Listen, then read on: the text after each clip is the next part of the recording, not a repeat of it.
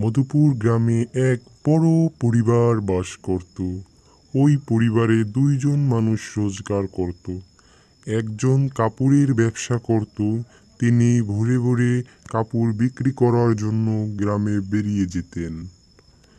তিনি কাপড় বিক্রি করে যা রোজগার করতেন, আর তার ছোট ভাই বাজারে ডাবের ব্যবসা করতেন।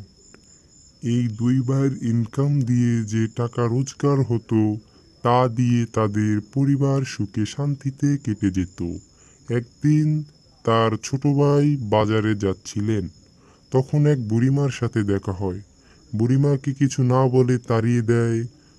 বুড়িমা দ্রুত সেখান থেকে চলে যায়। কিছু দূর যাওয়ার পর তার বড় ভাইয়ের সাথে দেখা হয়।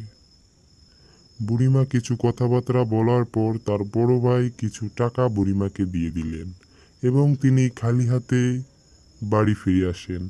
তো বন্ধুরা, যারা আমাদের এই চ্যানেলটি সাবস্ক্রাইব করো নাই, তারা দ্রুতই সাবস্ক্রাইব করে দাও নতুন নতুন ভালো কার্টুন ভিডিও পেতে হলে।